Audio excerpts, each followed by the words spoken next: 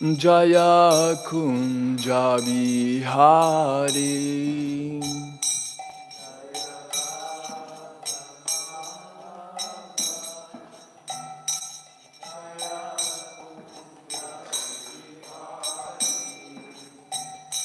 Jaya Gopi Jana Vallabha. Jaya Giri Varadari. Jaya Giri Varadari.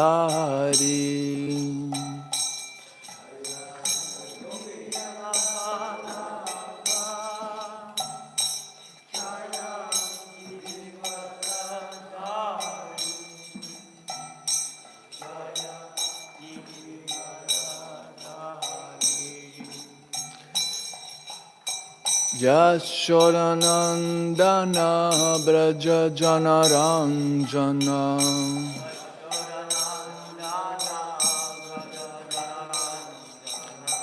Yamuna Tira Vanachari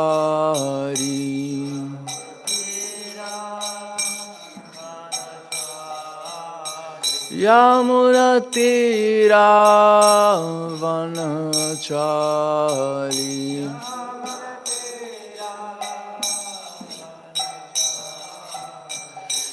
Jaya Radha Madhava Jaya Kunja Bihari Radha Madhava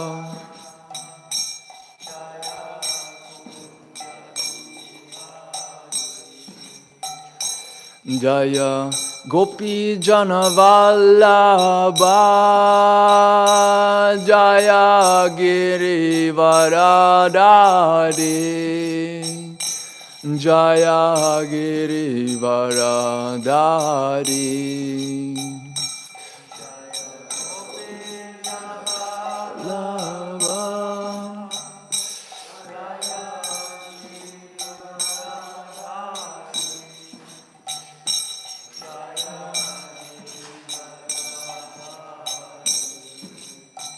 Jashodanandana Braja Janaranjana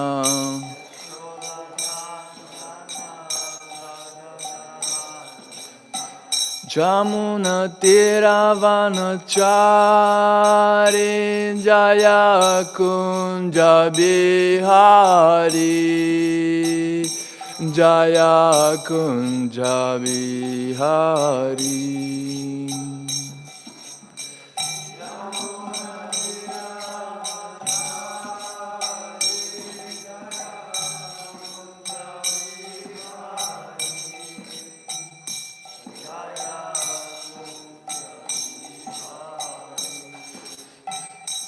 Hare Krishna, Hare Krishna, Krishna Krishna, Hare Hare,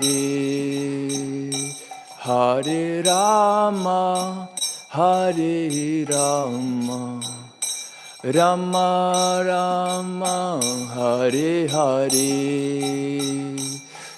Hare Krishna, Hare Krishna. Hare Hare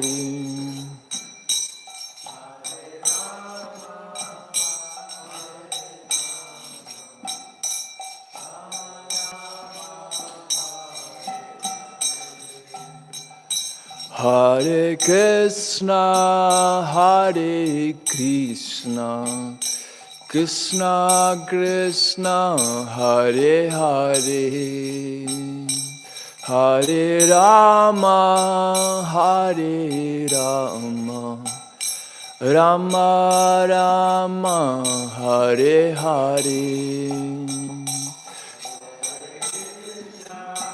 Hare Krishna.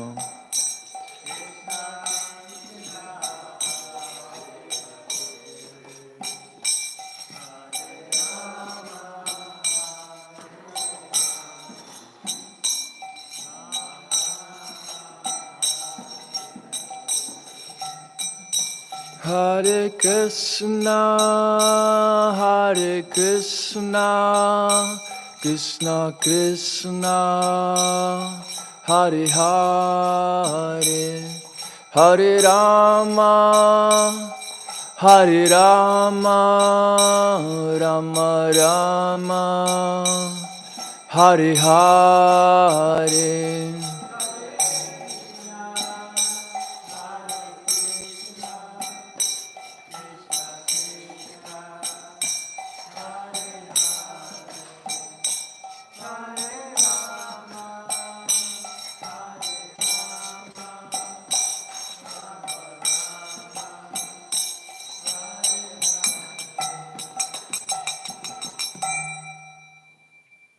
Jai Radha Madhava ki jai, Shri Radha Govinda ki jai, Srila Prabhupada ki jai.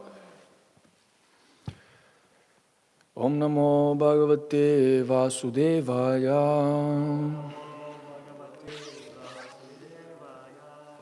Om Namo Bhagavate Vasudevaya.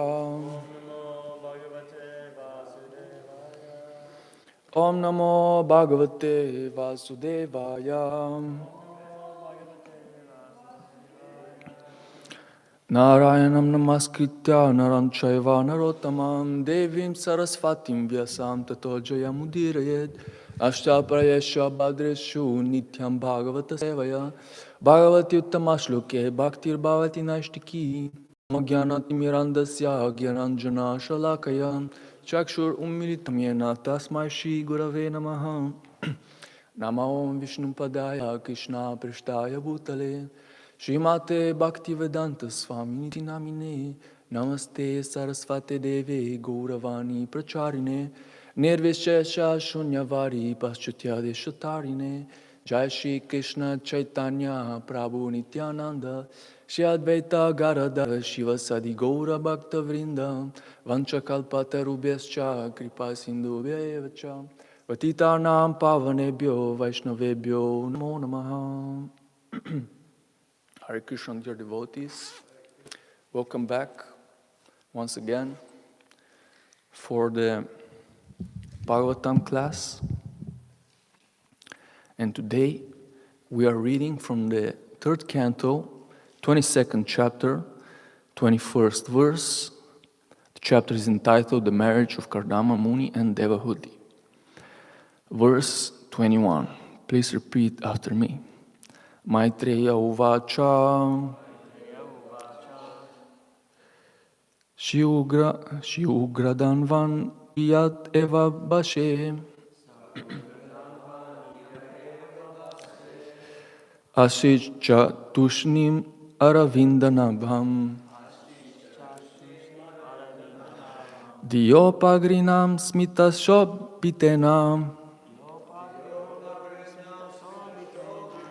Mukhena Cheto Lulube Devahutya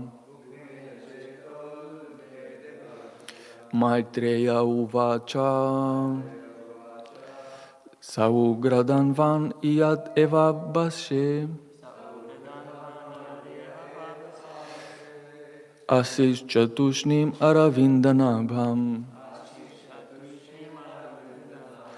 Diopagrinam Smita Sobintenam Mukhena Cheto Lulube Devahutyaham Maitreya Uvacha Saugradanam Iyad Eva Babhashe Asis Chatushnim Aravindanabham Diopagrinam Smita Sobitena Mukhena Cheto Lulube Devahutyaham. Please chant. Maitreya Uvacha Saugradanvan Iyad Eva Bhavashe Asis Chatushnim Aravindanabham Yabhridam Smita Sobhitena Mukhena cheto lulube devahutyam. Ugradam.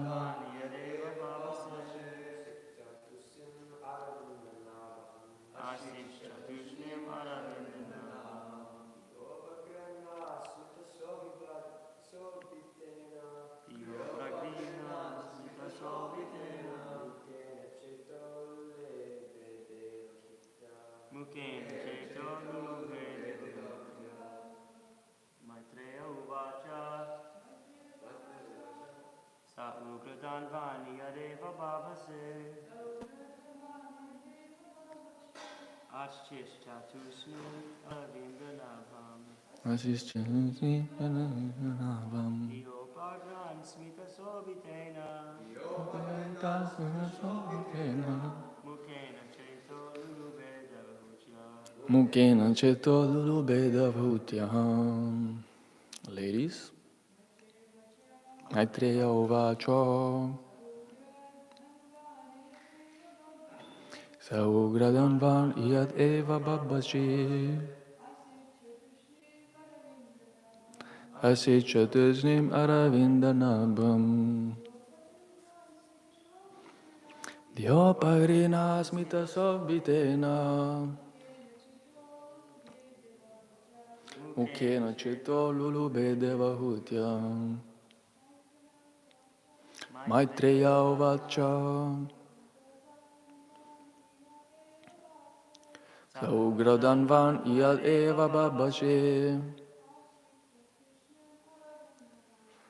Ashichatusnim aravindanabham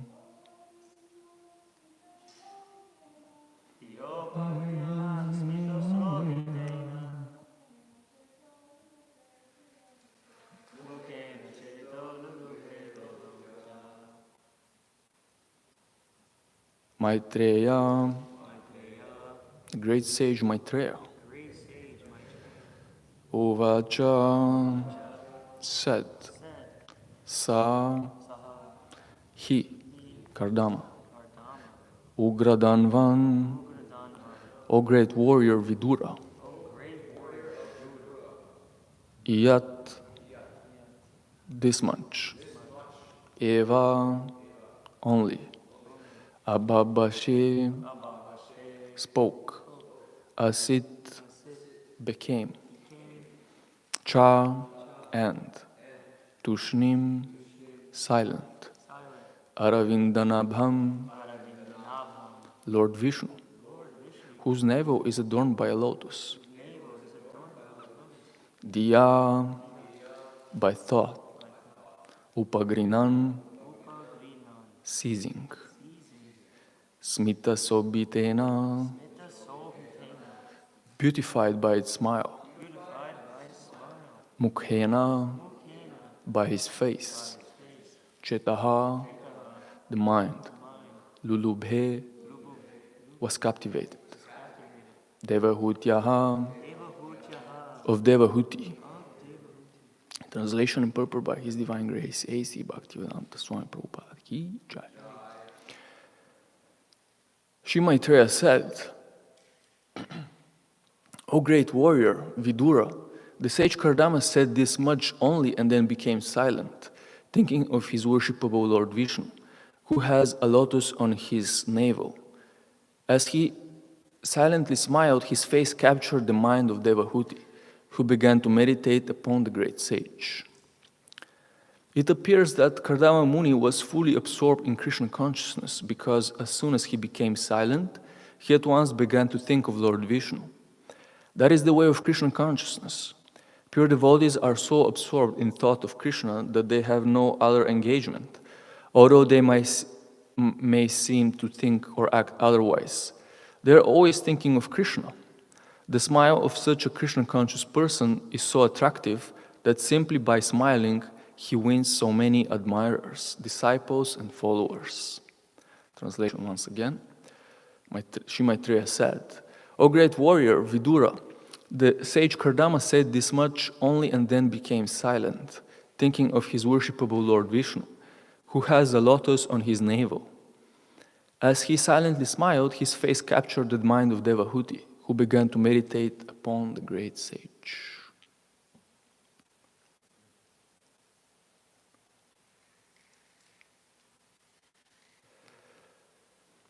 So, the secret in Krishna consciousness, in the successful execution of Krishna consciousness, is to become ultimately absorbed into devotional service, to become absorbed in Krishna's pastimes and activities and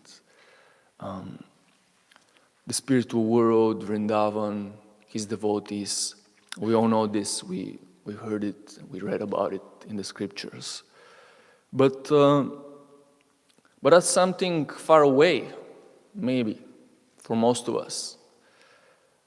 So for our minds, especially our Western minds, it's not so easy to get absorbed into these transcendental pastimes. You know, they don't tell us much in the beginning, at least.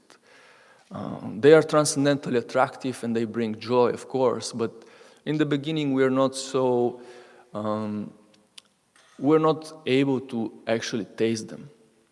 So how to get absorbed? That is the great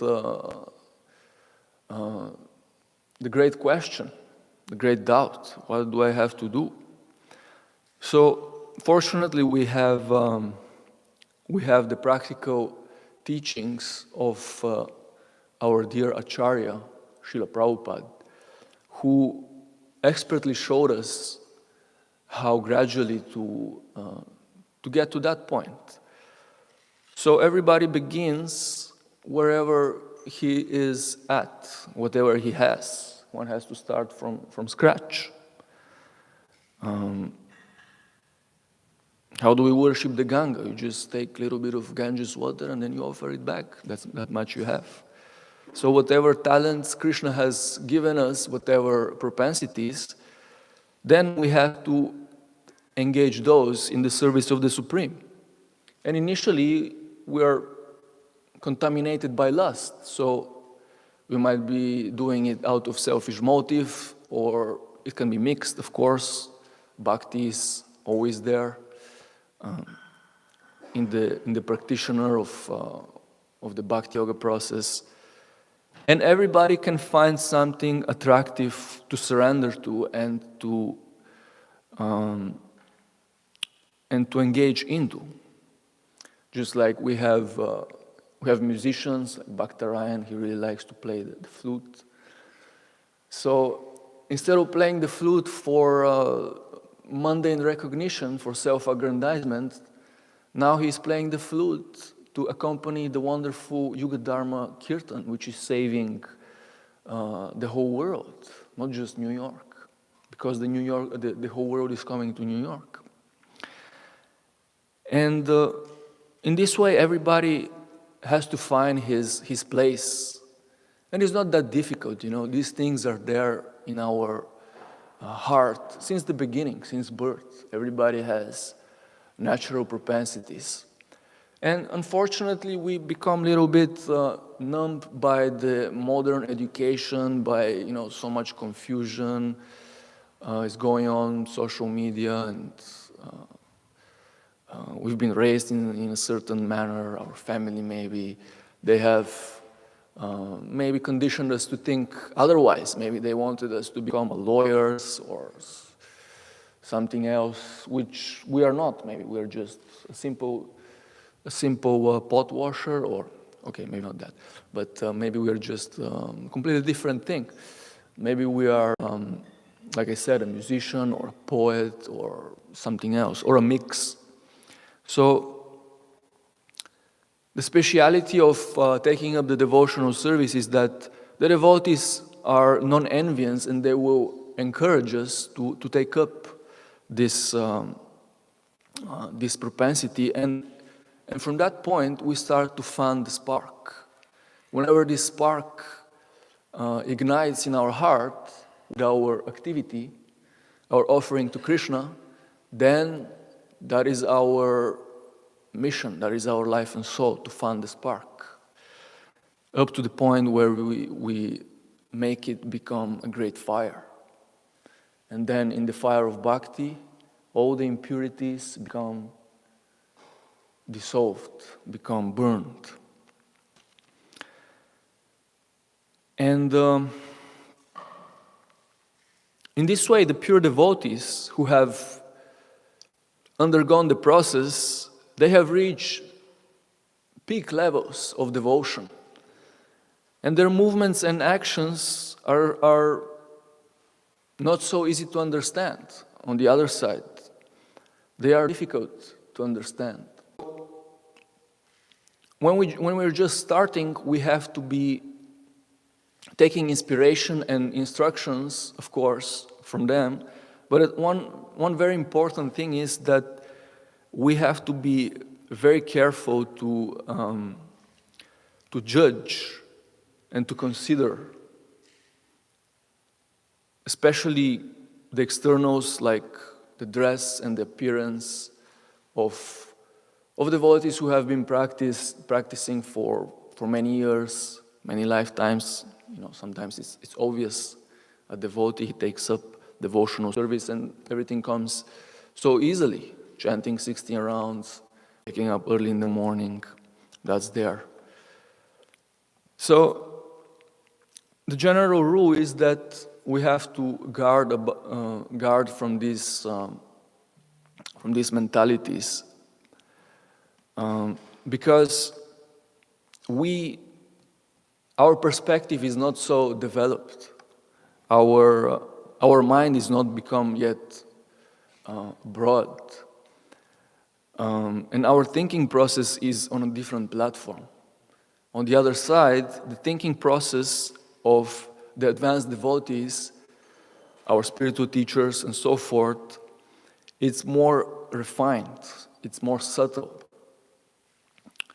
because the consciousness is on a different stage. So we shouldn't be applying our own understanding and our own vision into considering their activities. This is basically the essence. In Krishna consciousness, especially, one learns to work with contradictory statements and a different gradation of principles. Just like Prabhupada, he said many things which appear contradictory. So how to understand this?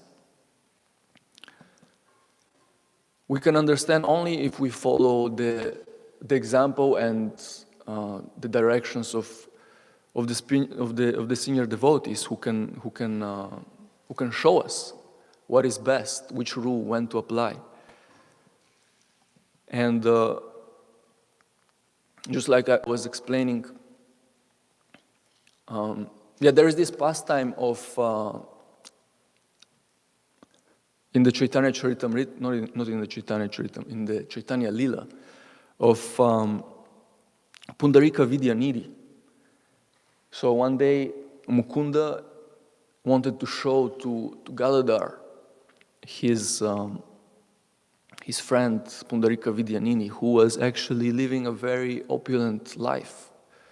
But nevertheless, he was a first-class devotee, which is contradictory, like I was saying. So they went to meet him, and they saw him. He was being carried in a palanquin, and he was dressing very opulent in golden ornaments and jewels, diamonds. He was being served by his servants and fed fine eatables. And when Gadadhar saw that, he was perplexed. In his mind, he thought, no, this guy cannot be a devotee. This is bogus. But then Mukunda told him, no, just look now. So Kundadatta recited one verse from the Śrimad Bhāgavatam, from the 3rd canto. I don't remember exactly the verse. So he recited it out loud near Pundarika Vidyanidhi. And as soon as he heard the verse from the Bhagavatam, he started rolling on the floor in ecstasy. He started strapping his clothes and throwing everything and crying. topmost exhibition of ecstasy towards Krishna. And as soon as Gadadhar saw that, he immediately offered obeisances and he understood his offense. And he even considered taking initiation from Pundarika Vidyanidhi. And we also have some modern examples of very great devotees who are preaching on a different platform. They are reaching out to the broader crowd in many, many ingenious ways. So many times these type of devotees are receiving criticism because of this mentality, like I was explaining, because our understanding of Krishna consciousness might not be yet mature. And devotees like Jai Shetty, for example, he's doing actually a great service. He's preaching to very broad audience.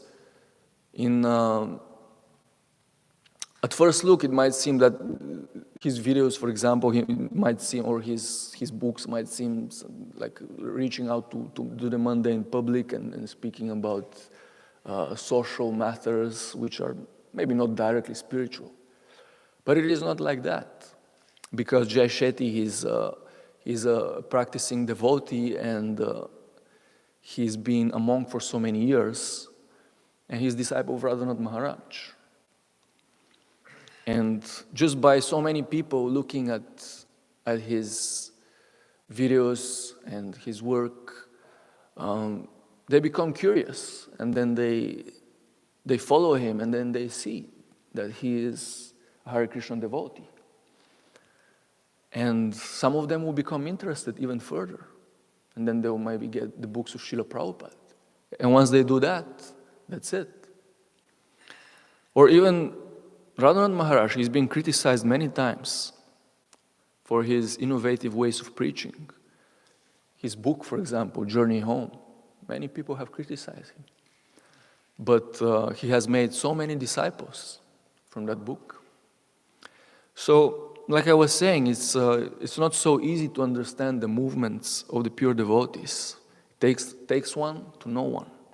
So we have to guard against offenses. We have to be really careful. So the Shastras are inviting us to become more broad-minded by bathing our intelligence in the transcendental knowledge that we're receiving from Śrimad Bhāgavatam, from the Bhagavad Gita, and all the pastimes which are exemplifying this knowledge. It's not just about reading. Of course, reading has to be there. It's not just about knowledge itself, because as my Guru Maharaj used to say, Bhagavatam is 2% knowledge and 98% relishing. So we have to really meditate on these pastimes, because they have very deep message. And the more we do that, the more we observe them and discuss them with the other devotees, observe them from different angles, we're getting more and more revelations. Because this is not just book knowledge. Anybody can write a book. Anybody can write a few sentences. But this knowledge is living. It's a living knowledge. So in this way, we have to consider this aspect, that we have to think about all these principles, and we have to get absorbed more and more into understanding.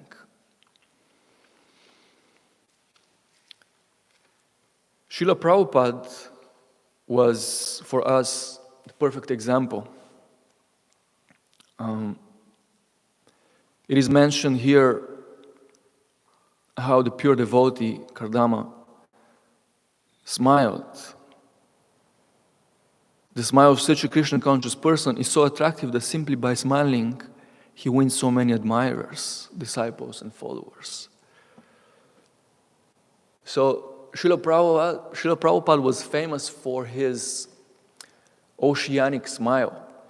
When he was smiling and he was conquering all the world. Many of his disciples, they're explaining how Srila Prabhupada was really touching their hearts. And he wasn't just an ordinary man. He had a lifetime of preparation, 40 years and plus even of preparation to come to America.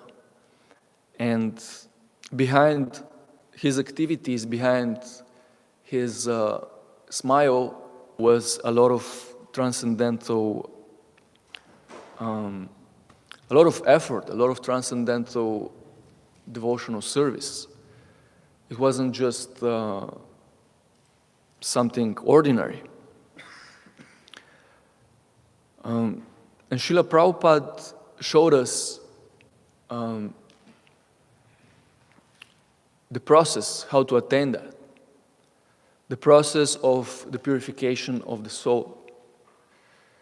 Because that is what is most important. That is what it is explained here in the purport, that a person who is absorbed, who is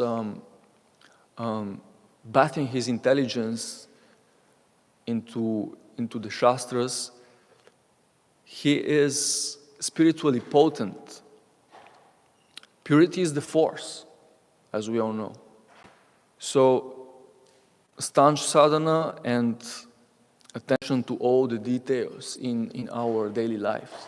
This is what will bring more and more purity, and this will bring potency to our activities. When we go out on books, then people will be more inclined to get a book, or when somebody chants Harinam or the holy name, naturally, when the heart is more pure, more people will get attracted. Just like Srila Prabhupada, when he came, he was alone. He started this movement single-handedly, from scratch. But of course, he had his background. He got initiation from Bhaktisiddhanta Maharaj, and he got his instructions, and he printed the Bhāgavatams, distributed many books in Delhi, not books, Back to Godhead magazines. And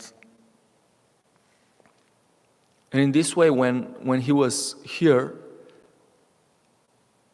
he just went outside and he started chanting and attracting all these Americans, all these hippies who were the perfect candidates because they were disgusted with material life. And just by them hearing the transcendental sound, miracles happened. A complete transformation of the mind, of the culture of these fallen people who were taking all kinds of questionable substances and believing in crazy speculative theories which have no basis in reality. So, in this way, the transcendental knowledge is transmitted through the via media of the heart of the pure devotee. So, when there is a humble stance and inquiry, that opens the door of perception and allows for the mercy of the Guru Parampara to flow. Otherwise, this devotional service, all these pastimes and all the details, they remain a great mystery, a mere book knowledge. So we have to apply ourselves and try to follow. In the instruction, it is explained in the introduction. Prabhupada says something like, I don't remember exactly the text, but that the outcome of this movement the outcome of success of the devotee depends on the attitude of the follower. So this is our only qualification, to follow exactly in the footsteps of the pure devotee. And then purity will come. And then we will become more broad-minded, and we will be able to understand the deeper truths, the subtle intricacies of the Vaishnava culture, of the relationships, and ultimately of our relationship with Krishna. This is what I wanted to share, and I will leave some more time now for questions, comments, if somebody wants to participate and say something. Pandava Prabhu, maybe.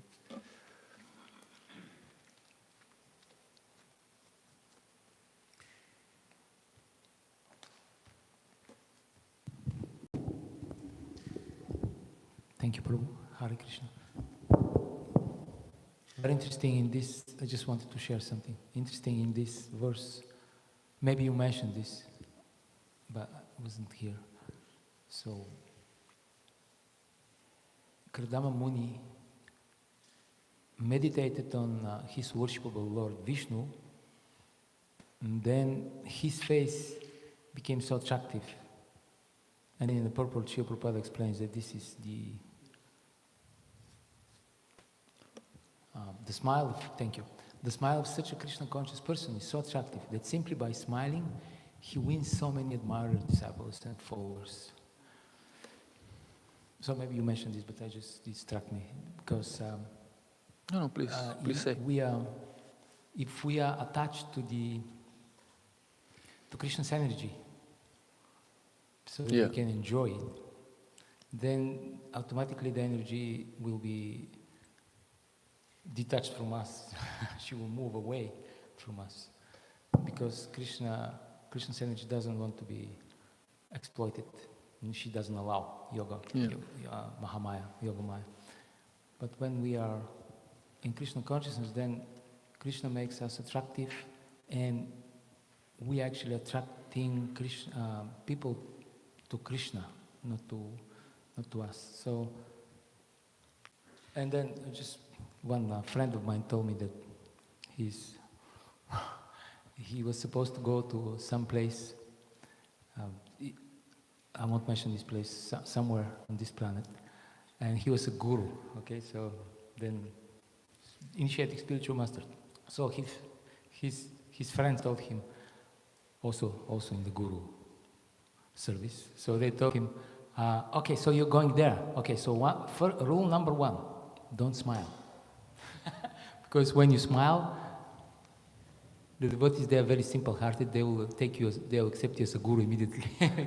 So this is, just to balance this, we shouldn't, this is what Prabhupada says is absolutely true, but also we shouldn't base our choice of guru on these external things also. Because also Srila Prabhupada said that we choose, the guru is supposed to, we go to the guru to hear the guru, not to see him so much. So we should balance this. We shouldn't be sentimental. Oh, he smiled. Yeah. That means he's my guru. We should be a little more deep. Okay, so I wanted to ask something.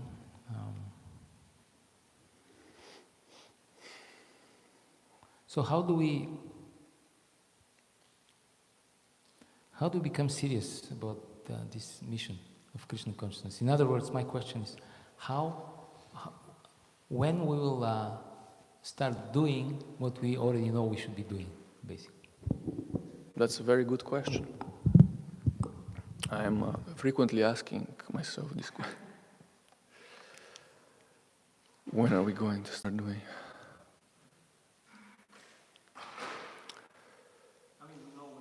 Yeah. Yes.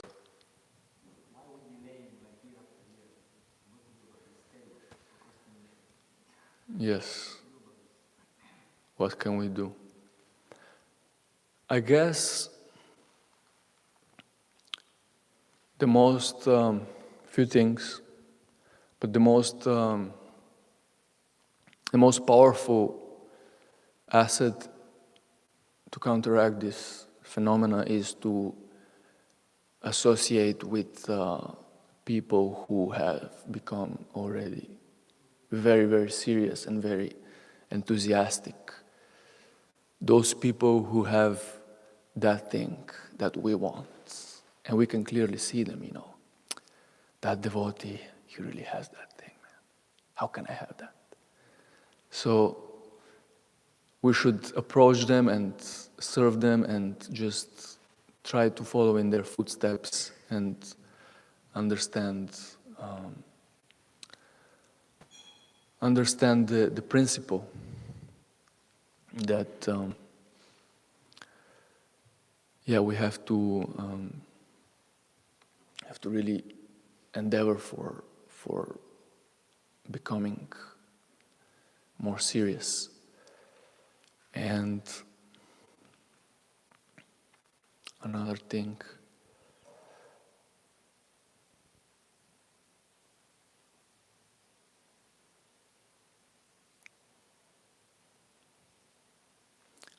is, of course, to seek inspiration, I would say. To always look for things that are really inspiring us to move forward in devotional service. To not just be static and just sometimes, we get lost in the routine and it becomes a little bit dry, austerities, just do the basics. The basics are important, but there is also the other side where everybody is contributing his personal touch in the mission, in the whole body. And I think that's also important to always try to stretch ourselves from our comfort zone and seek for new inspiration. And of course, the best inspiration comes from associating with the holy name of Krishna. So when we meditate, when we pray concentrated with the proper movement, Krishna gives that inspiration. Dadami buddhi yogam tam. He gives us the inspiration and the intelligence how to do the things. Because many times we are just stuck and we don't see what is the next step. So we have to be allowed to the next step. These are a few thoughts that came to my mind.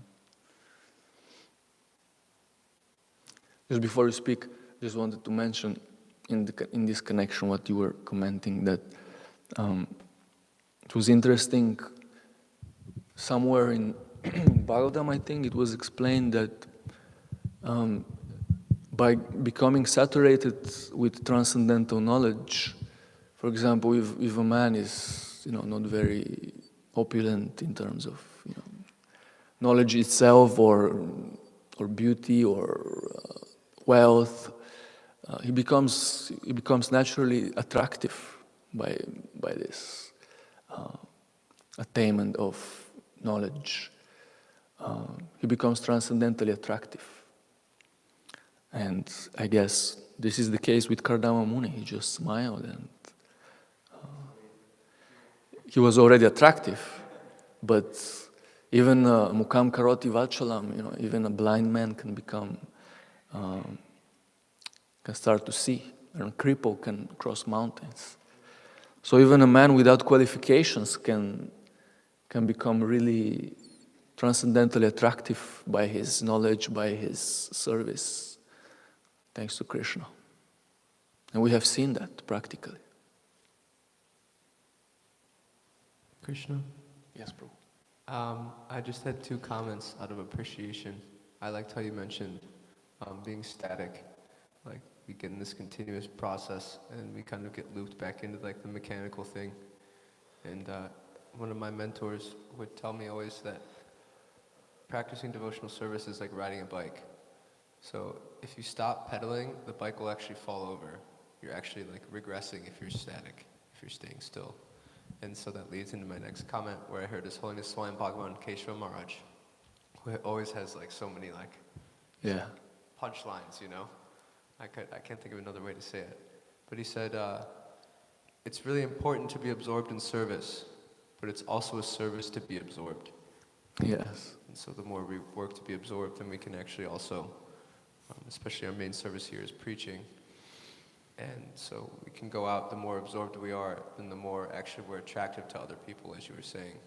Because it's not just like how I'm looking or how I'm behaving externally. I feel like when I first started distributing books, I tried to be like very, still and very like fluid in my movements and things like that. And you would notice that people wouldn't care at all. Like they wouldn't like pay attention to you at all. It's actually like what you had internally that they cared about on like a subtle platform. So I just wanted to appreciate making those comments. Yeah, very nice point. Yeah, for example, something simple like book distribution, which might seem, something really scary and something really tedious to do, can become transformed in such a wonderful activities if we, just like I was saying, if we just add our personal touch.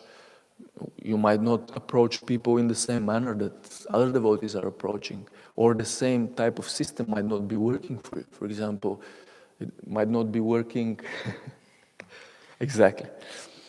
It might not be working for you to do the numbers. Some devotees are really, really good to just push through, and that's also nice, But some devotees are more comfortable in connecting with people and trying to be their friend and personal and inviting them to the temple.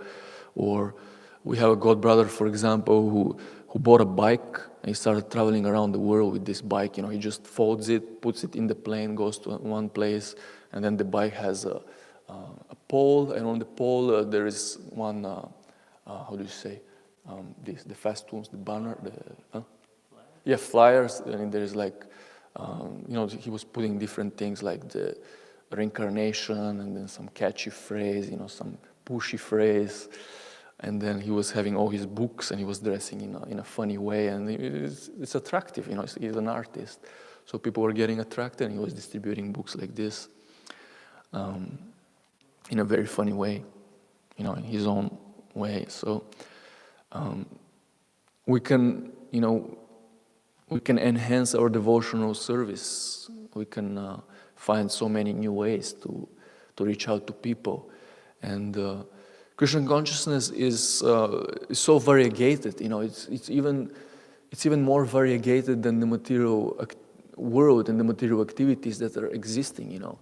Harinam can be done in so many ways, and we have so many tunes and so many instruments can be used, and we're so fortunate because we have so much scope for expansion and improvement and innovation, because the Krishna consciousness movement just started. There are so many fields which are unexplored and still void, and for example, music, so much more can be made. Indra Prabhu, he made such a great contribution, but how to reach out to the modern world, one can create modern music with mantras, for example, or now we have our scholars which are, already infiltrated in the mundane schools in Oxford University and so forth. So much scope for studying the acharyas and making literary works and writing more books and art. So much art is there, and so many like this. So all these things are necessary because these things make Krishna consciousness colorful, And these things give us inspiration, and working with this type of people who are already on that platform, who are like avant-garde, This is one of the things that attracted me the most to Kadamba Maharaj, for example. Before that, my idea about old people was that, I've been just seeing useless old people my whole life. My idea about old people was that they're just useless. They're just, once you past 50, 60 years old, then you're useless. You just, better die. But then you meet people like Kadamba Maharaj, and he's like, whoa, this guy's like more cool than all my cool friends put together, Jainitai, our god brother, he was actually saying this, that his idea about spiritual master was like, staple, like those tears, sadhu, whatever. And then he met Kadamba Maharaj, he was like, whoa, this guy's like the coolest person in the world. So yeah, we have to always seek inspiration from this type of devotees and like this. What do you think, Pandu Prabhu? You want to share something more about that? Oh, Ryan wanted to share something. Ryan is fired up. Hare Krishna. Thank you. I don't know if it's really a question, but I was really appreciating that in that passage. Kardama Muni is experiencing meditation on Krishna, but then when Devahuti looks at Kardama Muni, she starts meditating on him as a pathway for... Yeah. I mean, what kind of meditation is that in the passage? Is this like some kind of sensual meditation or something? Or Good point. Is it that Devahuti is actually getting in contact with something transcendental by meditating just on Kardama Muni? Like even the representative of God, or even just someone who's a devotee, if you meditate on them, is there something transcendental about that? Very good point. It is said in the scriptures that the husband is the representative of the Supreme Personality of Godhead. So for a pious lady like Devahuti, that's the perfection of life, basically, to meditate on and serve her husband. Because if she fulfills her duty in that manner, if she helps him to go back to Godhead, automatically she also goes.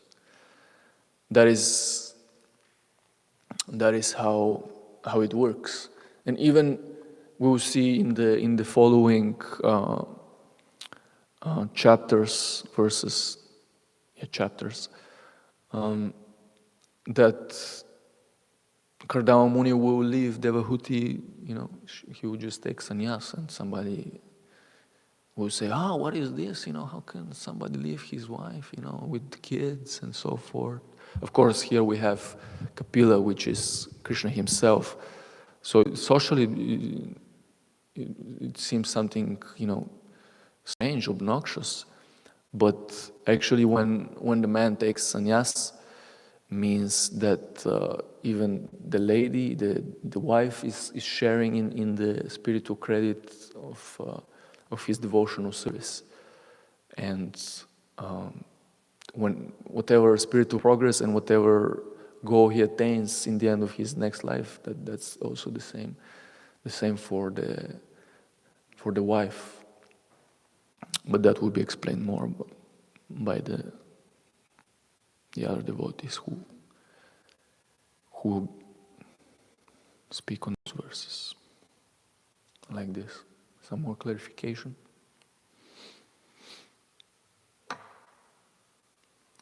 Okay, I think we can end it up here.